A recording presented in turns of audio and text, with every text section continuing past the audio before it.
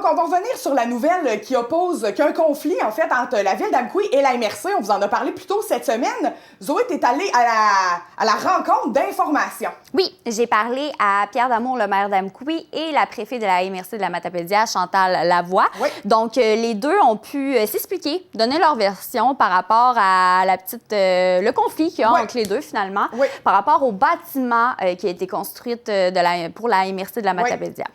Donc, on s'en va voir pour avoir les deux versions de cette histoire.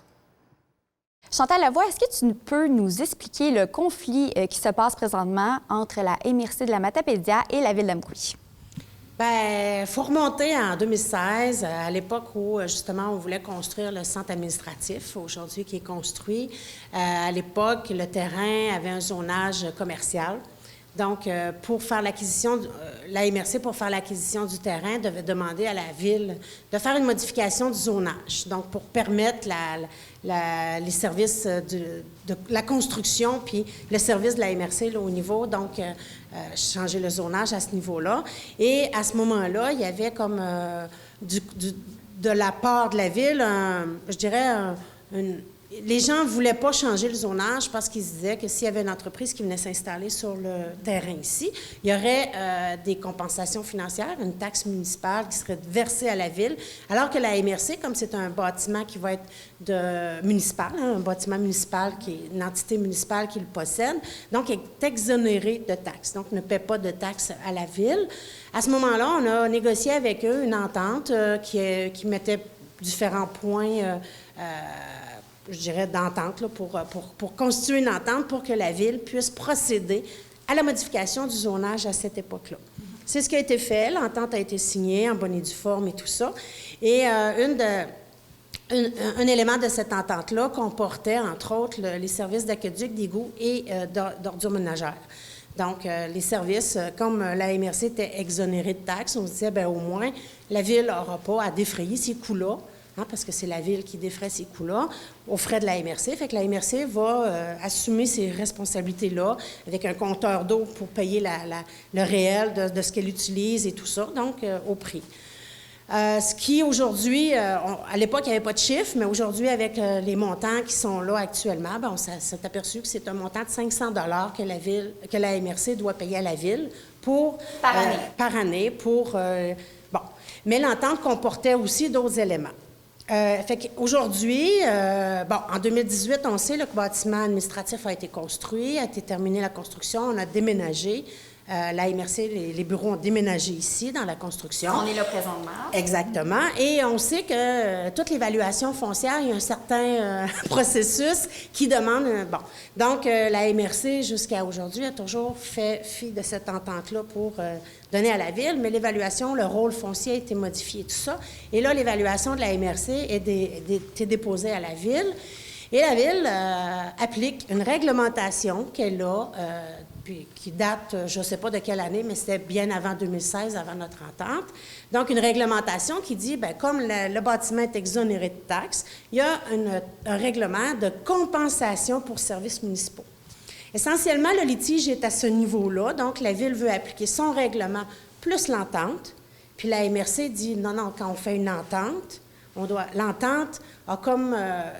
je dirais préséance sur la réglementation, parce que l'entente ne peut pas être... Les deux ne peuvent pas être faits, c'est un ou l'autre. Puis comme on a fait une entente, c'est cette entente-là qui a préséance sur... Donc, c'est là le litige essentiellement. C'est sûr que le règlement municipal, je vous dirais que c'est environ 47 000 par année qui serait chargé à la MRC. Et là, quand on dit que c'est rétroactif à 2018, bien parce que comme on est dans les locaux ici depuis 2018, la Ville n'a pas eu ces montants d'argent-là. Elle peut retourner jusqu'en 2018 pour faire la réclamation. Donc, c'est sûr que c'est des montants d'argent quand même substantiels. Donc, essentiellement, la Ville a pris un avis juridique qui dit qu'elle a raison dans son interprétation de la situation. La MRC a fait la même chose. Elle a un avis juridique également qui dit qu'elle a la bonne prétention aussi. Donc, ça va l'entour. Bien, ce qui est actuellement étudié, c'est que, bien, au départ, on a contacté le conseil municipal. On a demandé au conseil municipal, parce que là, ça fait quand même plusieurs mois qu'on discute par rapport à ça.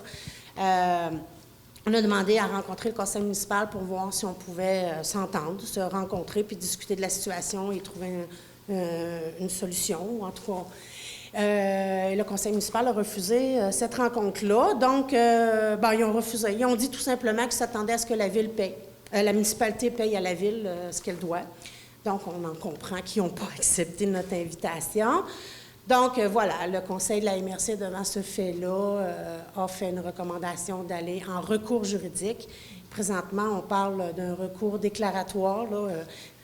Donc, il n'y aurait pas de jurisprudence sur la question. Donc, on va... Fait que c'est un jugement déclaratoire, le terme exact, là, c'est ce qu'on est en train d'évaluer. Voilà, fait que c'est un peu ça qui est dans les cartons actuellement. C'est essentiellement, c'est le litige, c'est celui-là. La situation actuellement est en train d'évoluer. On va voir comment ça va aller par la suite. OK. Donc, dossier à suivre. Voilà.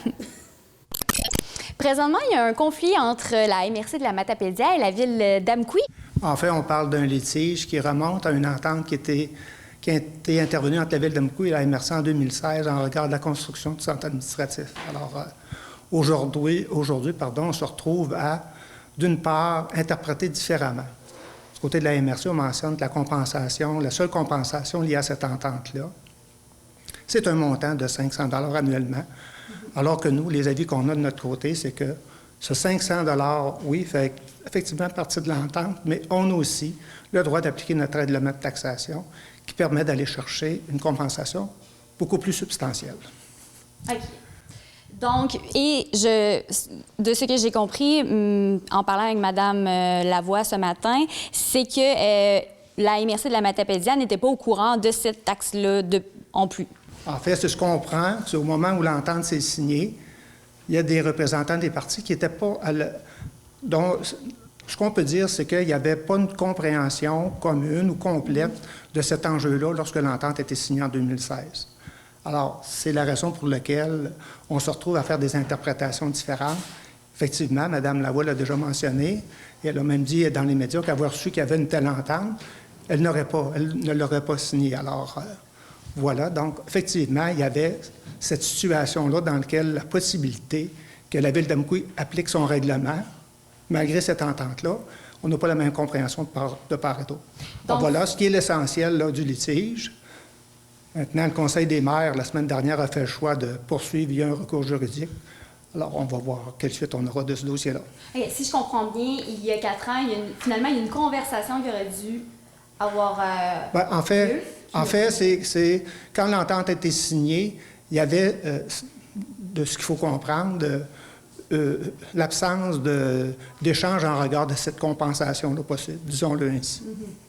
Okay. Alors, nous, à partir du moment où on a reçu ce qu'on appelle le rôle d'évaluation, bien, ce n'est pas une démarche politique, mais les gestionnaires à la ville ont rencontré le gestionnaire à la MRC pour lui faire part de la réalité du règlement de taxation et l'application, ce que cela représentait pour le centre administratif et pour la caserne également. Pardon. Okay. Parce qu'il faut savoir que dans le cas de la caserne, il n'y a pas d'entente en regard de cet immeuble-là et la MRC paie la compensation selon l'application de notre règlement. Okay.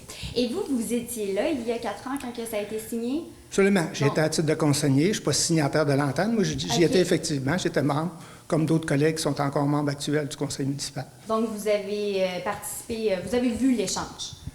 Bien, en fait, on est au fait de l'entente qui a été signée. Comme je le mentionne, c'était signé par les directeurs généraux, et soit le maire et le préfet. Mais effectivement, par voie de résolution, là, le conseil municipal a accepté de modifier son règlement de zonage en regard de cette entente-là.